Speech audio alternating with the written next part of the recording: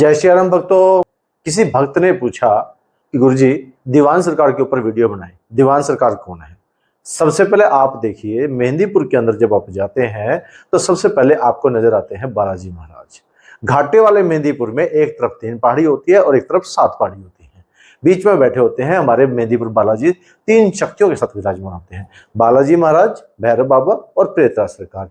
अब ये जो दीवान सरकार है ये किन के दीवान है? ये प्रेतराज सरकार के दीवान हैं। आप जब जाके देखेंगे वहां लिखा होगा प्रेतराज सरकार के दीवान। दीवान का मतलब क्या होता है? दीवान एक लेखाधिकारी होता है जो प्रेतराज सरकार के सारे लेखा जोखा, यानी मेहंदीपुर के अंदर जब भी कभी भी आपने अर्जी लगाई होगी, कभी भी आपने प्रार्थना की होगी, आपने जो भी काम किया होगा, आपके हर काम का, हर संकट का लेखा जोखा जो है दीवान सरकार के पास होता है, नंबर के थ्रू उनके पास होता है। तो आप जितनी भी आपने आज तक दरखास्त लगाई है सब दीवान सरकार के पास होता है। दीवान सरकार से जब आप प्रार्थना करते हैं, 10 रुपए की दरखास्त लगाते हैं तो दीवान सरकार के पास पहुंचते हैं। जितने भी दूत हैं वहां सब दीवान सरकार के पास हैं। दीवान सरकार आदेश देते हैं, दूत महाराज पहुंच जाते हैं। इसी प्रकार से जितने भी संकट हैं उन्हें कैद कराना, उनको क्या सजा देनी है, वो प्रेतराज सरकार तक पहुंचाना है या क्या करना है, वो सब दीवान सरकार ही उन्हें लेखा जोखा रखते हैं। तो आप समझ गए होंगे कि लेखा जोखा कौन रखते हैं? दीवान सरकार लेखा जोखा अधिकारी है। अब दीवान सरकार जब लेखा जोखा रखते हैं तो दीवान सरकार के लिए अब हमें, अगर आपका संकट, आपको पेशी नहीं आ रही, आपका संकट नहीं कट रहा या आप पेशी को रोकना चाहते हैं, तो क्या करना चाहिए? ऐसा क्या आपको उपाय करना चाहिए? क्या दीवान सरकार की अहमियत है मेहंदीपुर के अंदर? बिना दीवान सरकार के क्या आपके संकट कर सकते हैं या नहीं कर सकते? ये सारी जानकारी भरी वीडियो आपको अंत तक देखेंगे तो आपको समझ में आ जाएगा। सबसे पहले तो आप ये देखिए, जब भी आप मेहंदीपुर के बारे में सोचते हैं तो आपको संकट रोक लेते हैं, आप संकट पहुंच ही नहीं पाते, आपके बीच में बाधाएं आ जाती हैं, रुकावट आ जाती हैं। जैसे हम लोग 25 जुलाई, 26 जुलाई, 27 जुलाई को दरबार लगाएंगे तो आप देखेंगे उससे पहले बहुत सारे लोगों के संकट जो है ना उन्हें जाने से रोक देंगे, क्योंकि उनको लेडीज प्रॉब्लम हो जाती है। इस प्रकार से अब बहुत सारी प्रॉब्लम, बहुत सारी समस्याएं हो जाती हैं। इन सब समस्याओं के लिए एक उपाय बता रहा हूं, उस उपाय को करना। सबसे पहले घर पे जाना। आप जो भक्त हमारे साथ मेहंदीपुर जाते हैं उन्हें पता है 10 रुपए की दरखास्त की अहमियत क्या है। जैसे ही आप 10 रुपए की दरखास्त लगाएंगे तो दीवान सरकार वहीं से किसी ना किसी को आपके घर पर भेज देंगे, क्योंकि कोई ना कोई दूत, इतने दूत हैं, अनगिनत दूत हैं मेहंदीपुर बालाजी के अंदर, और अनगिनत संकट हैं। जितने भी संकट हैं वहीं पे कैद है।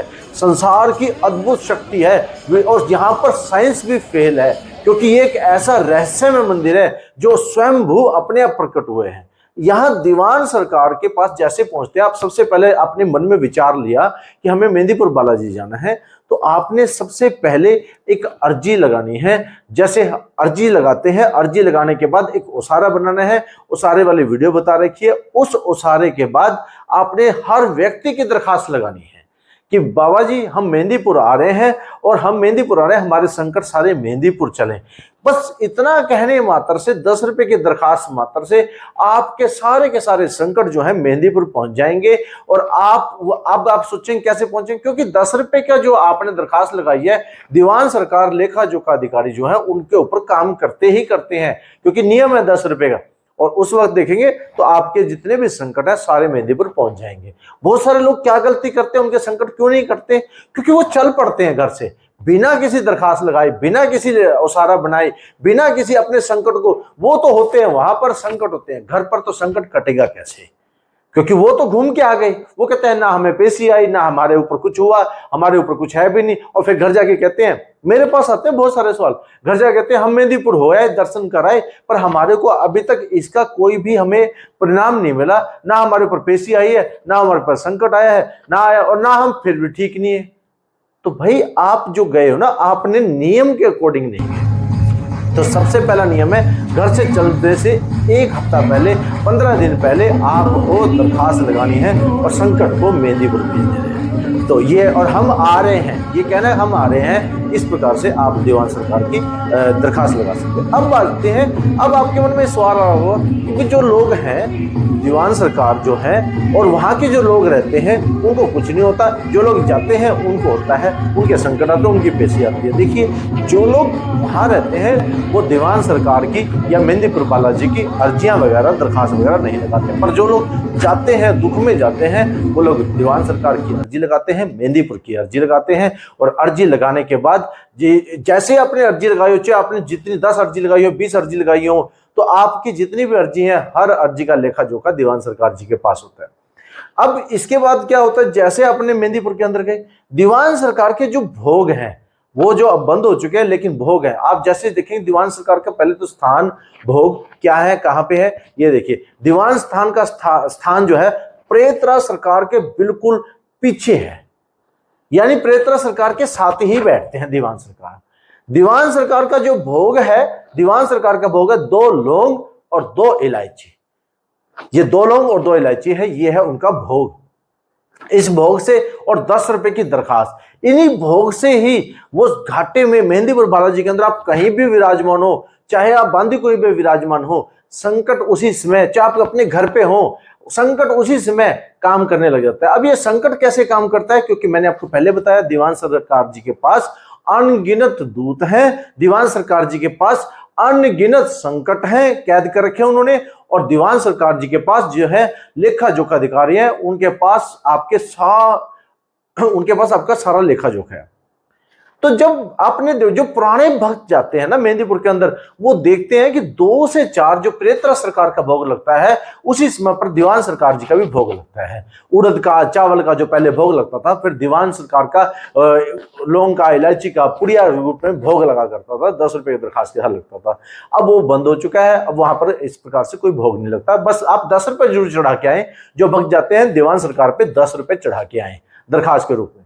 अब बात यहां आती है, जैसे ही आपने बालाजी महाराज के गए, मंदिर में गए, बहुत सारे भक्त जो है वो बोलते नहीं है, आप बाबा हमारे घर में कोई भी संकट है, करी कराई है, ओपरी पराई है, जो भी है, किसी ने काम बांध रखा है, किसी ने दिक्कत कर रखी है, हे बालाजी महाराज उन्हें आप उनको दूर करें। हम यहाँ पर आए हैं, हमारे साथ जो संकट आए हैं उनको आप उनकी हाजिरी लगाएं, उनको दूर करें और हमारे कष्ट मिटाएं। हे भक्त शिरोमणि, आप प्रभु श्री राम जी के अनन्य भक्त हैं, हम भी श्री राम जी को मानते हैं।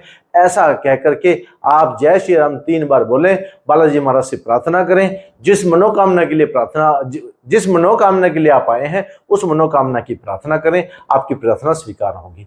फिर कोतवाल सरकार, जहां पर भैरव बाबा बैठे हैं, भैरव बाबा का जो भोग लगता है, वहां पर भैरव बाबा का भोग जो है वो सेम ही लगता है। उसके बाद जो है प्रेतरा सरकार, 2 से 4 प्रेतरा सरकार के बारे में कहा जाता है कि भाई देखो हमारा तो अनुभव है, प्रेतों जितने भी प्रेत हैं, प्रेत योनि में जितने भी प्रेत हैं, सब प्रेतरा सरकार उन्हें काबू कर लेते हैं, उन्हें बांध लेते हैं और दीवान सरकार उनका लेखा जोखा कर लेते हैं। ये कहां से लगा, किसके ऊपर था, पहले कहां से आया, और इसी प्रकार से उनका लेखा जोखा करके उन्हें कैद कर लेते हैं दीवान सरकार। अब दीवान सरकार के पास, जैसे पुराने लोग जानते थे भंगीवाड़ा जो होता था दीवान सरकार के होता था, वो क्या होता था, 7 पतासे, 2 लौंग, 2 इलायची, थोड़ी सी राई, जिस रोगी के ऊपर से 21 बार वारते थे, और 21 बार वारने के बाद उपले हुए गोसे जो कि लाल हो जाता है पूरा, उसके ऊपर रख करके जब उसे धुनी देते थे तो इसे, और दीवान कहते थे कि हे दीवान सरकार इस रोगी को भंगीवाड़ा दे।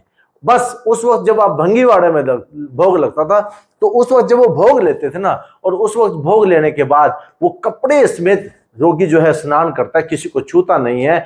ऐसा भंगीवाड़ा भोग जब लगता है दीवान सरकार का, सबसे भयंकर भोग लगता है, और इस भोग के अंदर संकट थर थर कांप जाता है। ये भोग जो है संकट की जान ले लेता है, संकट को बिल्कुल तड़फा देता है, ऐसा भंगीवाड़ा भोग है। दीवान सरकार की 3rd डिग्री टॉर्चर है। इस टॉर्चर के अंदर दीवान सरकार उनको पूर्ण रूप से टॉर्चर कर देते हैं।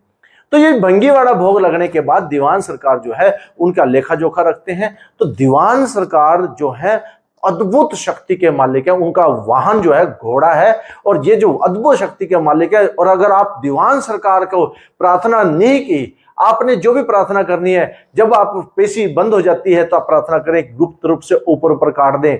ऐसी प्रार्थना करेंगे तो आप देखेंगे दीवान सरकार आपके मदद करेंगे। दीवान सरकार ही आपको आपके हर शक्तियों की परीक्षा लेते हैं। दीवान सरकार आपकी भक्ति की परीक्षा लेते हैं। दीवान सरकार आपके धैर्य की परीक्षा लेते हैं। दीवान सरकार देखते हैं कि इसका संकट जल्दी काटना है, इसको शक्तियां प्रदान करनी है। ये सब लेखा जोखा दीवान सरकार आपके ऊपर नजर रखे होते हैं। दीवान सरकार के दूत आपके ऊपर नजर रखे होते हैं। वही आपको आपके कर्म के अनुसार आपको फल देना शुरू कर देते हैं। कुछ भक्त ऐसे होते हैं जो निस्वार्थ भाव से मेहंदीपुर जाते हैं, जो लोगों को जोड़ते हैं, बाबा का प्रचार करते हैं, बाबा के प्रति नकारात्मक शक्तियों को दूर करते हैं। तो दीवान सरकार के जितने भी दूत हैं वो आकर के बताते हैं कि इस भक्त ने इतनी बुराई करी है, इस भक्त ने इतनी अच्छाई करी है, इस भक्त ने ये बाबा का प्रचार किया है, इस भक्त ने दिन और रात ना लग करके मेहंदीपुर के प्रति सेवा करता रहा है। तो ये जब जितने भी सारे आप जो कर्म करते हैं, सारा का सारा लेखा जोखा दीवान सरकार के पास पहुंच जाता है। और जैसे आप मेहंदीपुर में कदम रखते हैं, दीवान सरकार उसके अनुसार कार्यक्रम करने लग जाते हैं। दीवान सरकार देखते हैं कि ये भक्त अच्छा है, बाबा का प्रचार कर रहा है, तो इसके ऊपर कृपा दे दी जाए। और आप देखेंगे उनकी दरखास्तें काम करने लग जाती हैं, दूसरों का भला करने लगते हैं, उनकी अर्जियां काम करने लग जाती हैं, क्योंकि आप जो काम कर रहे हैं वो सारी रिपोर्ट दीवान सरकार के पास जा रही है। और दीवान सरकार उनकी सिफारिश बालाजी महाराज के पास कर देते हैं, भैरव बाबा के पास कर देते हैं, प्रेत सरकार के पास कर देते हैं। और जब ये सारी की सारी जब सिफारिश आपकी पहुंचती है तो आपको कुछ कहने की जरूरत नहीं, आपकी परीक्षाएं होंगी, आपका धैर्य देखा जाएगा, आप कितना धैर्यवान है, कितने परीक्षा को आप पास कर सकते हैं। और फिर आपके ऊपर शक्तियां बरसेंगी, अष्ट सिद्धियां बरसेंगी, 9 निधियां बरसेंगी। अनुभव है, जो भी व्यक्ति बालाजी दरबार में जाते हैं उनके ऊपर बालाजी महाराज की विशेष कृपा होती है। अगर आपने ये वीडियो यहां तक देख लिया है तो आप भी बाबा के प्रसार में आप इस वीडियो को लाइक करें, शेयर करें। जय श्री राम, बोल बालाजी महाराज की जय।